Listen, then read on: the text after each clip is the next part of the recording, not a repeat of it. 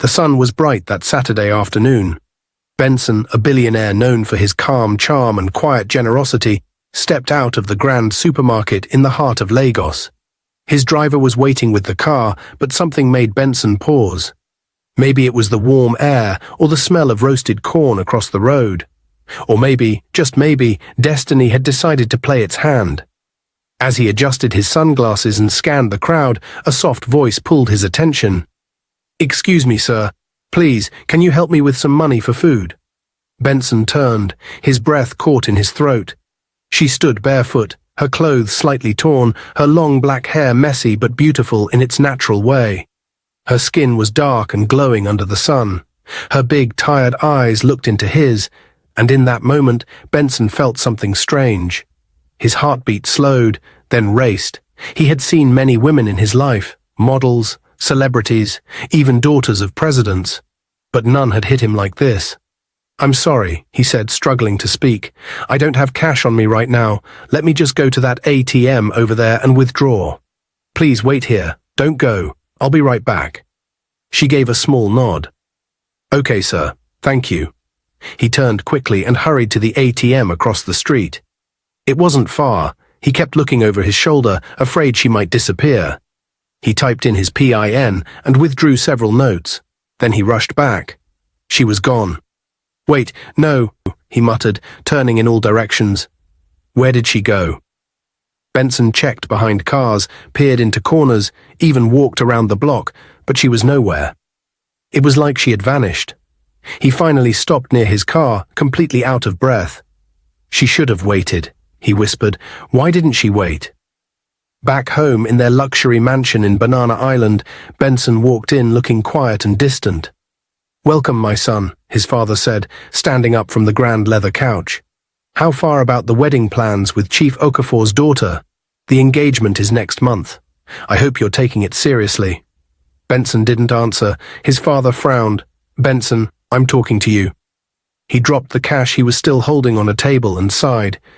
"Dad, how many times will I say this? I told you and Mum before, I don't love this woman. You're forcing her on me." "You don't have a choice," his father said firmly. "This marriage is important for business. Our companies will grow stronger when we unite with the Okafors." "I'm not a business project," Benson snapped, his voice shaking with anger. "I'm a human being. What about love? What about my own happiness?" His father looked away.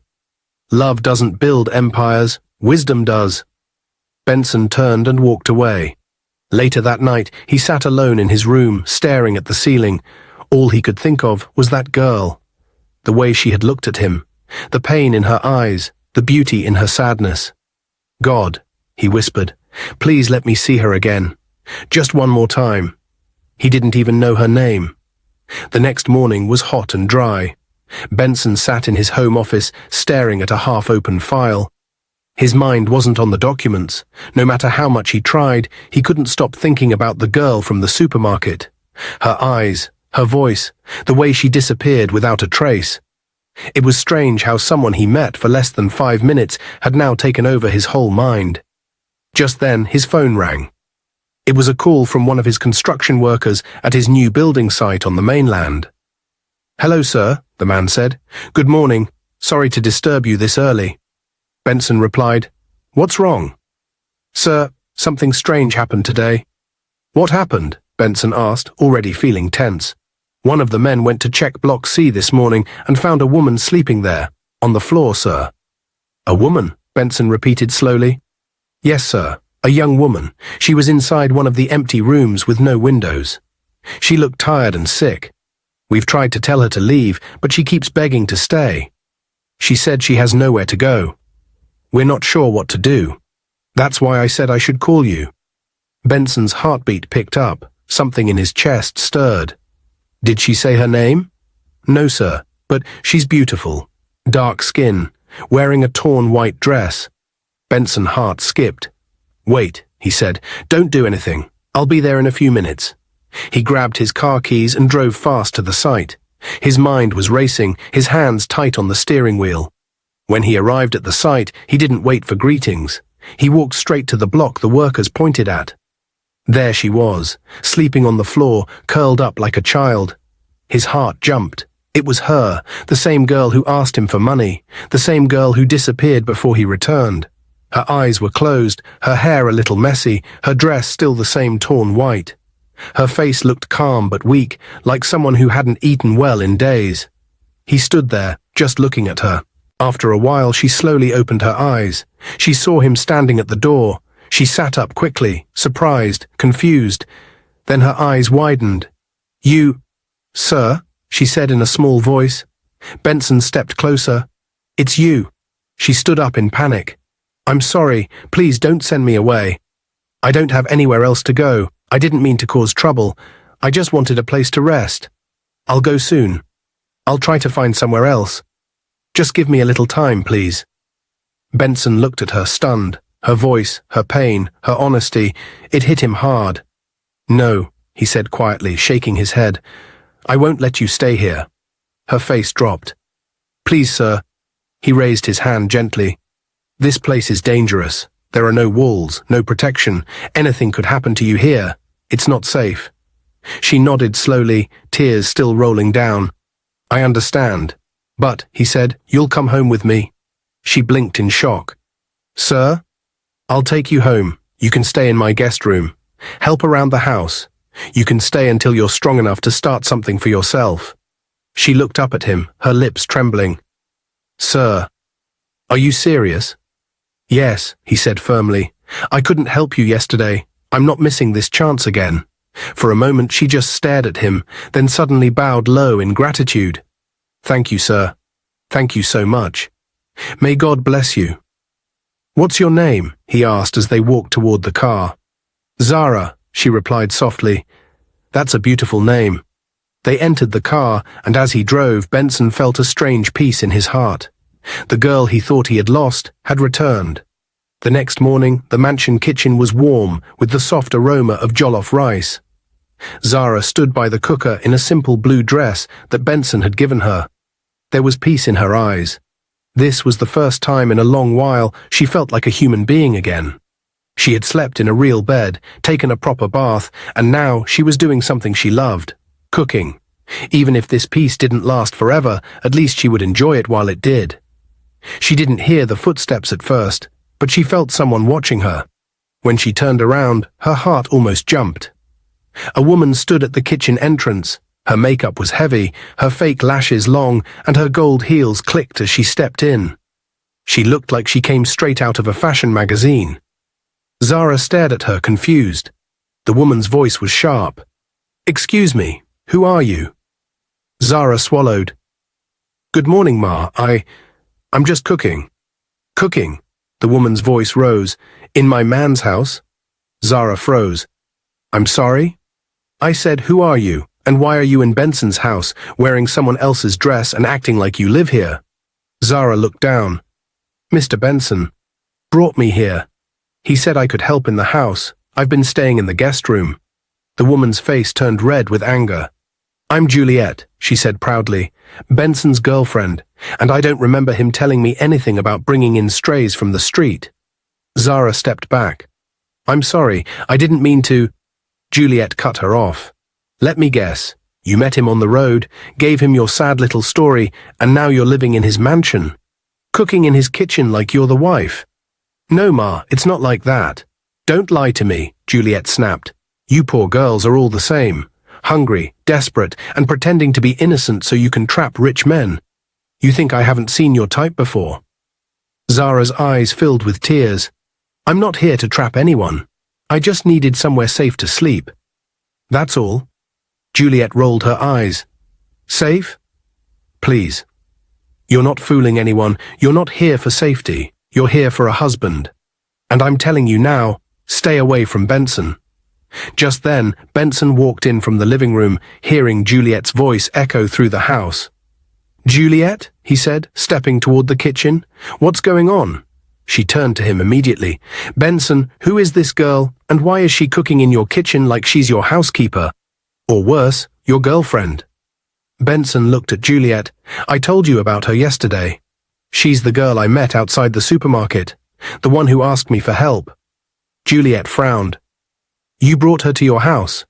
Yes, Benson said calmly. I found her sleeping at my construction site. She had no place to go. What did you expect me to do? Leave her there?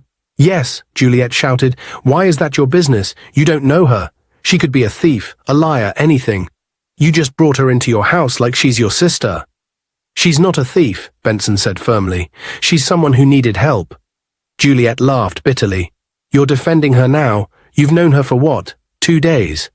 Juliet, relax. I won't relax, she snapped. This is exactly how it starts. Today she's washing plates and cooking stew. Tomorrow she's sharing your bed. Don't say I didn't warn you. Benson took a deep breath, then said quietly, You have never liked cleaning or cooking for me. You always say you're too busy, too tired, or that I'm rich enough to pay someone else. Juliet blinked. And so? And now someone is doing those things, not because I pay her, but because she wants to. And you're upset. Of course I'm upset, Juliet said, because I know how this goes. You let these types of girls in, and they never leave. They pretend to be helpful, then slowly start getting comfortable. You'll be the next man in the news story. Billionaire falls in love with poor street girl. Benson's voice turned cold. And maybe I'd rather be with someone who cooks with love than someone who only shows up when she wants pictures for Instagram. Juliet's mouth dropped. Are you serious right now? You came here uninvited, he said. Now you're insulting someone you don't even know. She's dangerous, Benson. Watch her. She's playing a game. She's not playing anything, he said. She didn't ask to come here. I brought her. I made the choice to help her, and I don't regret it. Juliet shook her head slowly. Wow, I can't believe you. After everything we've shared, you let a complete stranger take over your house. She hasn't taken over anything, Benson replied. She stays in the guest room. She helps with meals. That's all. Juliet clapped her hands slowly. You know what? Maybe you deserve each other. She turned sharply to Zara. Enjoy it while it lasts. Men like Benson are easy to fool, but not forever. Then she stormed out of the kitchen. Zara stood still, her hands trembling. I'm sorry, she whispered. Benson walked over. Don't be. She's right to be angry, Zara said. This is her space. I don't want to cause problems.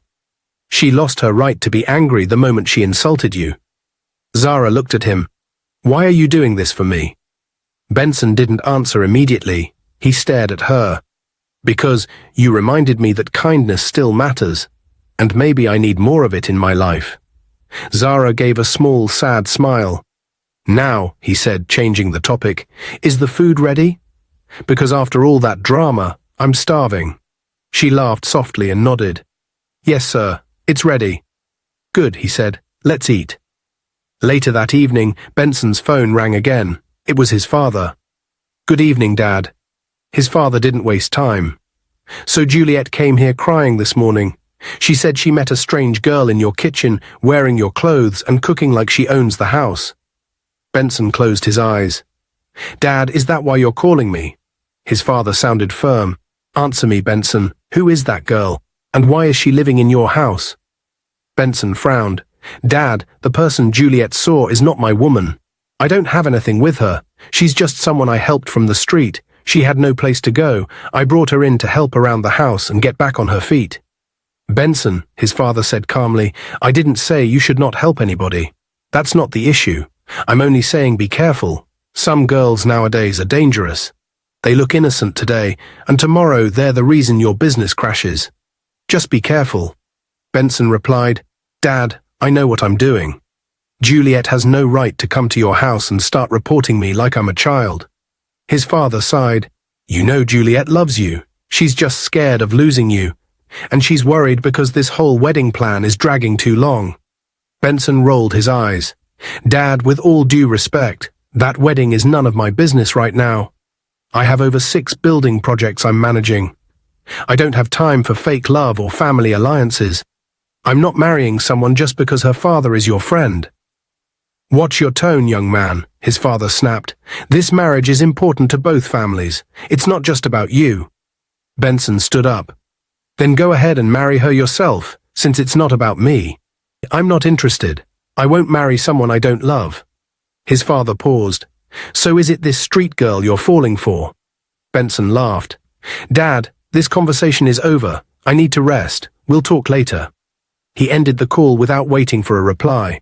A week later, Benson had traveled for a business meeting outside Lagos.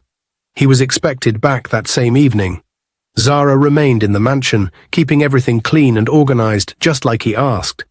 That afternoon, she was in the kitchen, cutting vegetables for stew, when the front door opened loudly.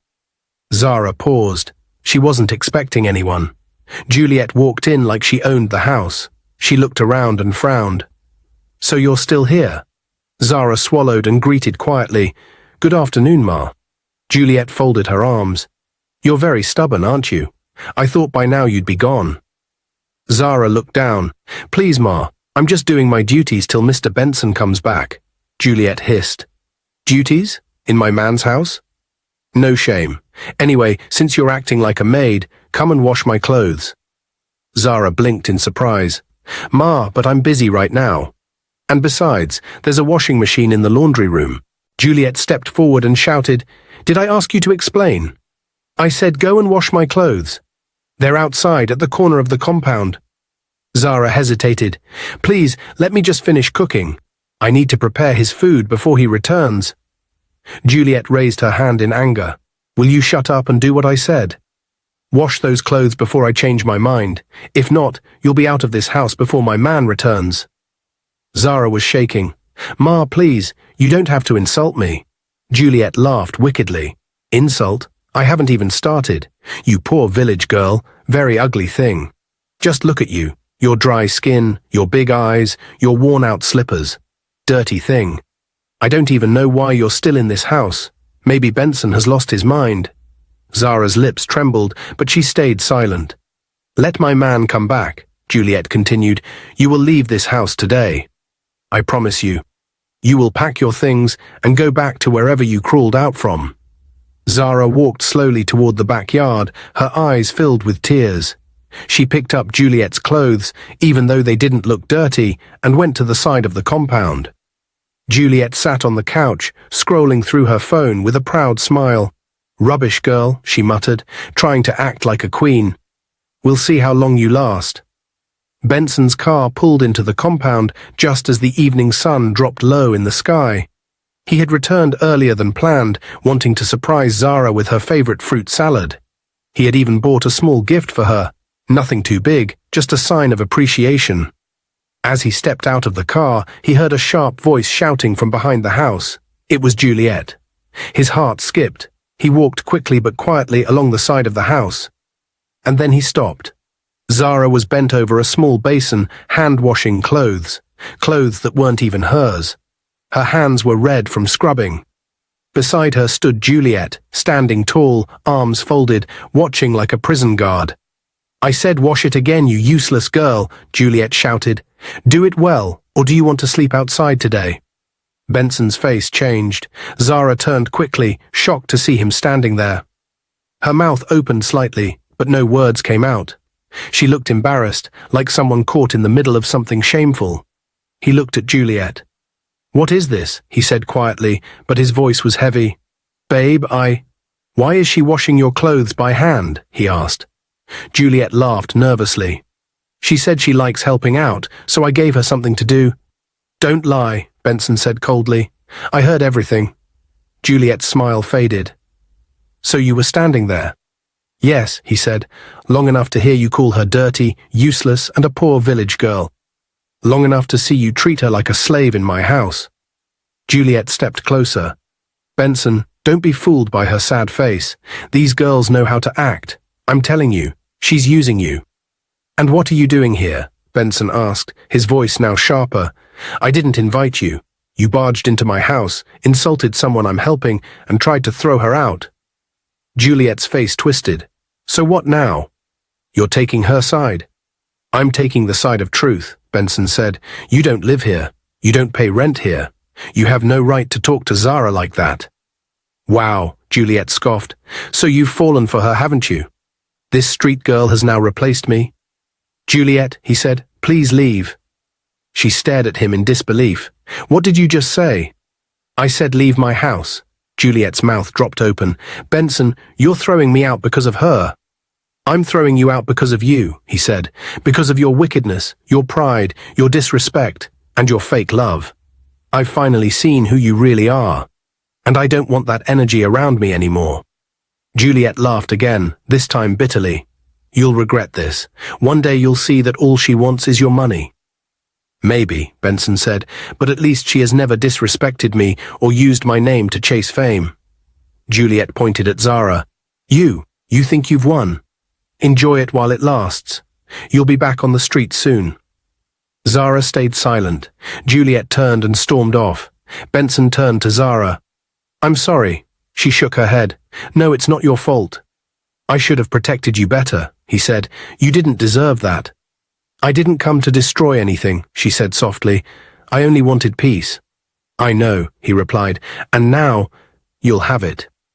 She looked into his eyes. But people will talk. They'll say I used you. Let them talk, he said. I know the truth, and that's enough for me. Zara blinked, her voice soft. You're not ashamed of what they'll say? No, Benson replied. I'm proud of the decision I made. I saw someone who needed help, and I helped. And I fell in love with her from the first day I saw her outside that supermarket. Zara's eyes widened. Sir, I'm not joking, he said gently. I didn't understand it at first. I just knew I couldn't stop thinking about you. And now, every time I see you smile, every time you talk, every time you walk around this house, I feel something I've never felt before. Zara was quiet for a long moment. Then she spoke softly. Sir, please. You don't have to call me sir, he said quickly. She gave a faint smile. Okay. Benson. Then her face turned serious again. I don't want to be disrespectful. You've been nothing but kind to me. I appreciate everything. I pray God blesses you 1,000 times for it, but I need you to understand something. He nodded. I'm listening.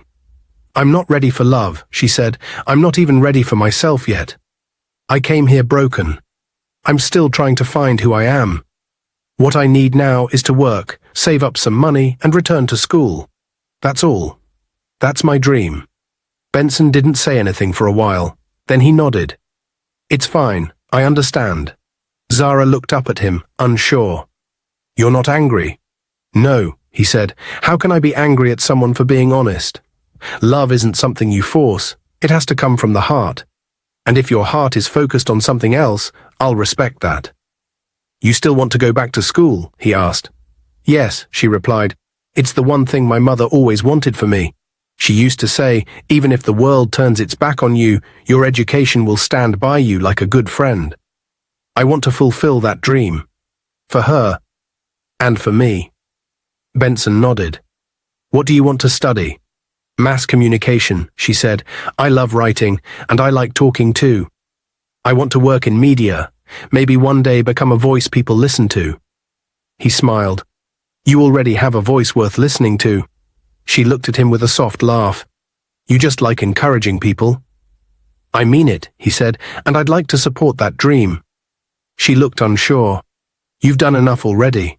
I don't want to be a burden. You're not a burden, he said gently. You're someone with a dream. And if I can help make it happen, I will.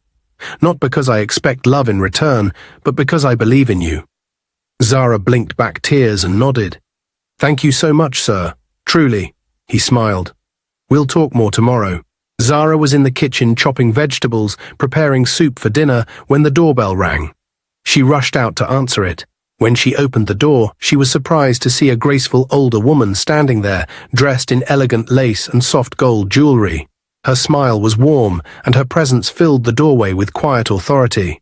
Zara immediately guessed who she was. Good afternoon, Ma, Zara said with a respectful smile, stepping aside quickly. Please come in. The woman entered with gentle confidence. Thank you, my dear. Is Benson around? Zara shook her head. No, Ma, he just stepped out to get something. He said he'll be back in a few minutes, but please, come in and sit down. The woman walked into the living room, and Zara followed closely behind. As she took a seat, Zara smiled and said, You must be Benson's mother. Oh, mother, you are so beautiful. My boss has said so many wonderful things about you. Benson's mother smiled in surprise. He said nice things about me? Zara nodded. Yes, Ma, all the time. The woman chuckled lightly. Well, he told me some things about you too. You're a beautiful girl, Zara.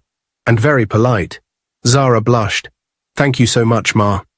The older woman looked around the clean, well-arranged living room and nodded with approval. You keep the house very neat. I try my best, Ma, Zara replied shyly. Are you the one cooking now too? Benson's mother asked, looking impressed. Yes, Ma, I enjoy it. Zara looked thoughtful for a second, then smiled brightly. Mother, would you like to eat something while you wait for your son?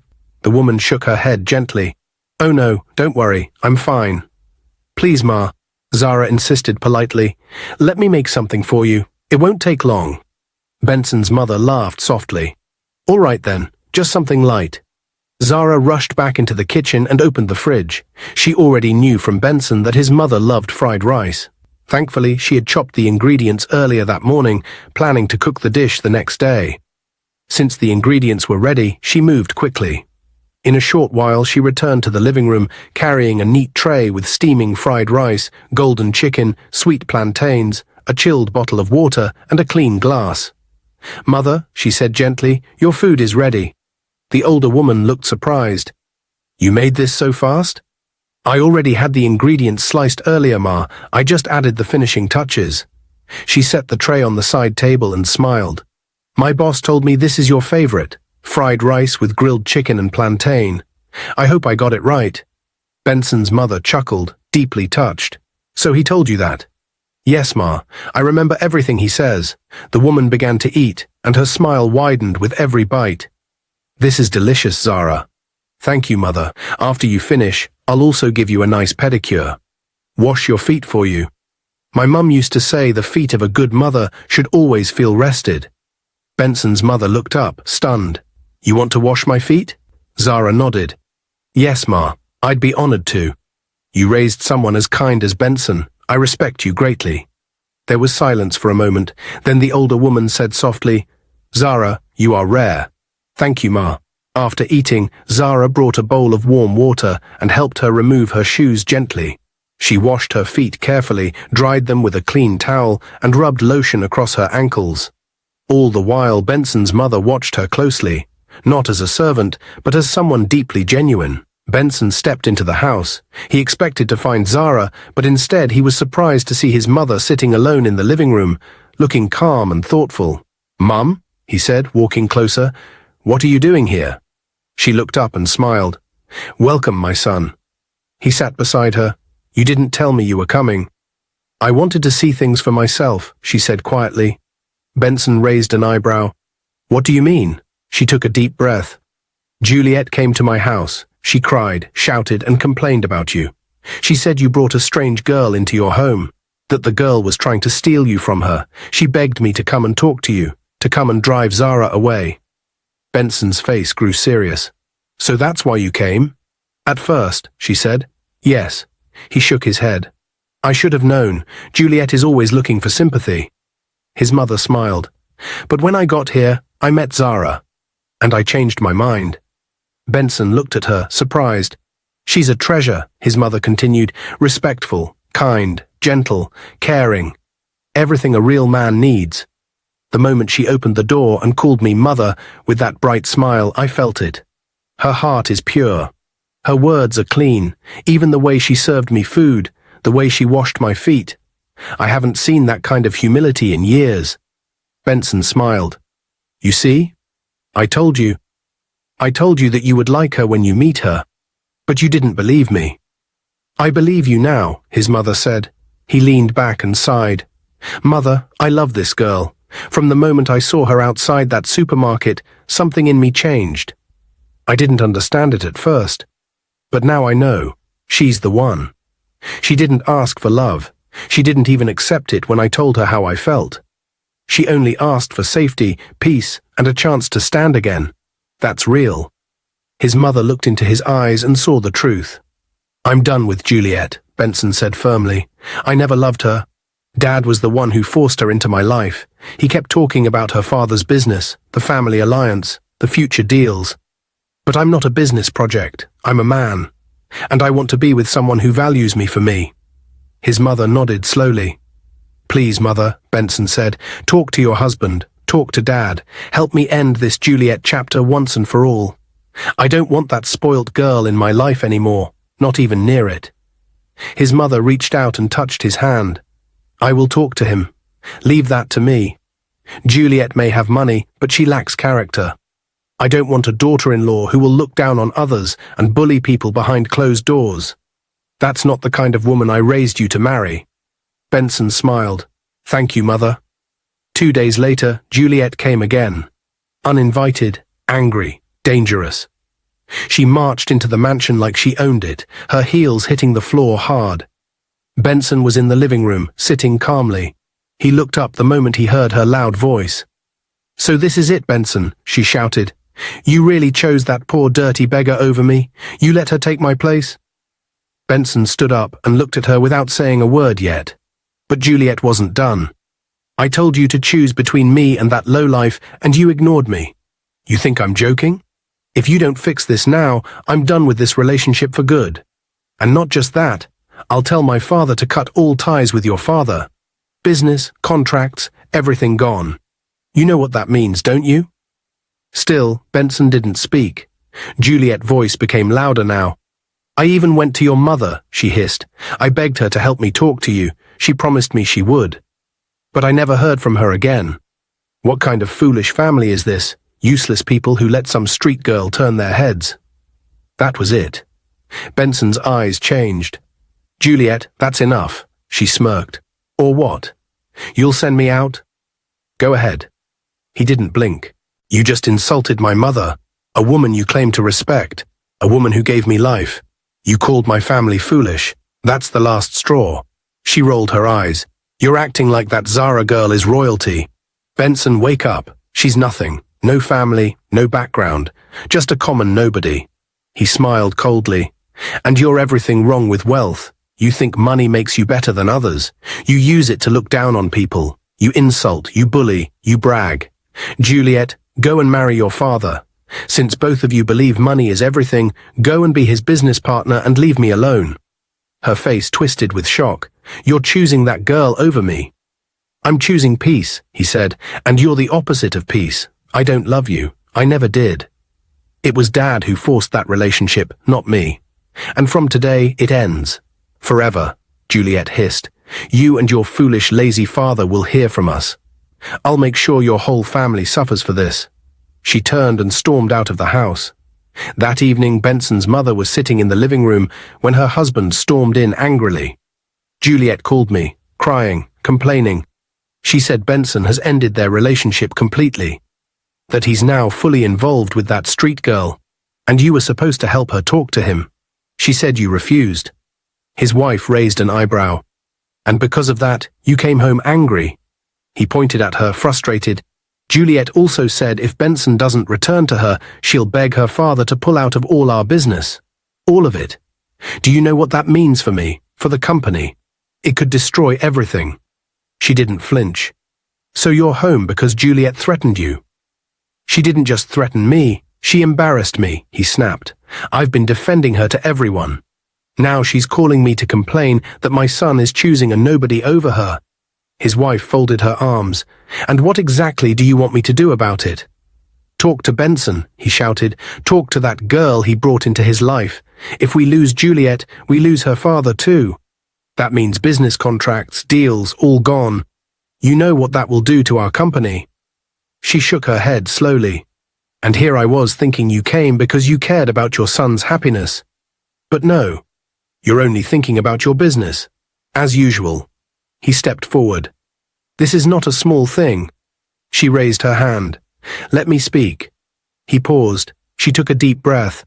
You forced that Juliet into our son's life. You kept pushing him into a relationship he never wanted. You said love can wait. You said business first, and now it's crashing in your face. He looked away, frustrated. She continued, let me remind you, Benson is our only child. We should care more about his peace than profit. That girl Juliet is arrogant, rude and loud. She came to me, yelling and insulting. She said I was weak, called our family foolish. All because I didn't chase Zara out of his life. He looked shocked. She insulted you? Yes, she said firmly, but I didn't tell you because I wanted to see how far this would go.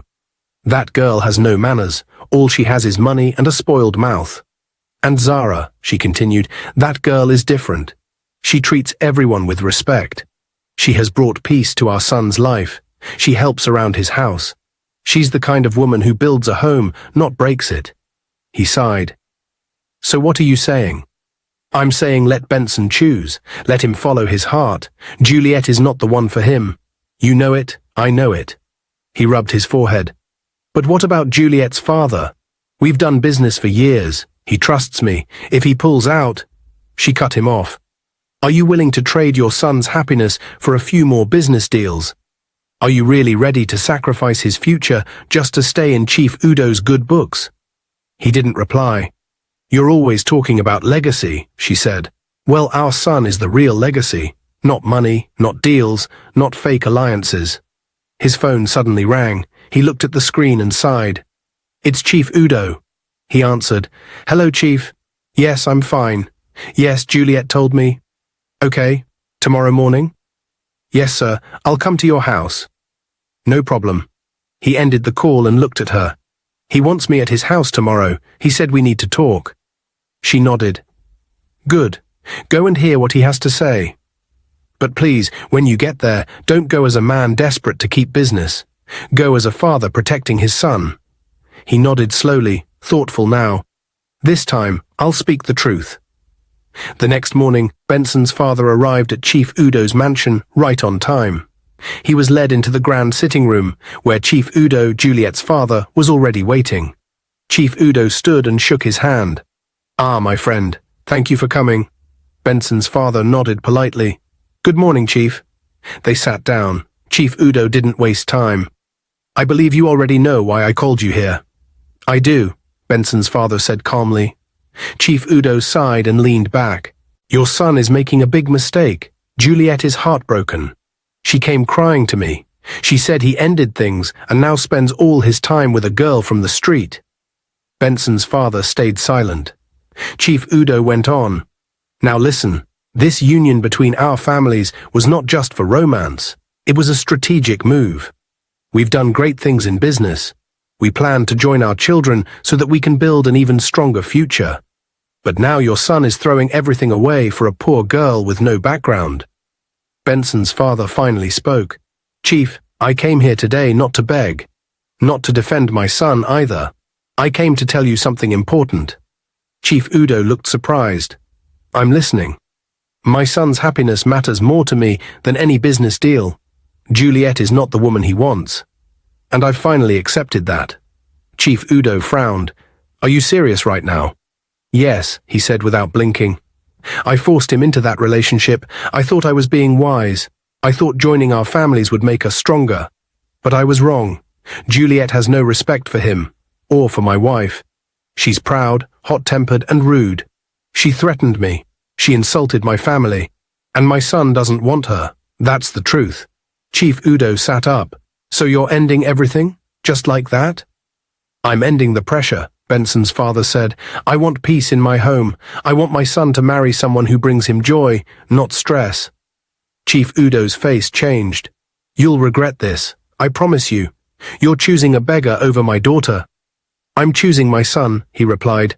And you should start working on your daughter's character before forcing her on another family. The room went quiet. Chief Udo's face darkened. So all our years of business friendship mean nothing to you?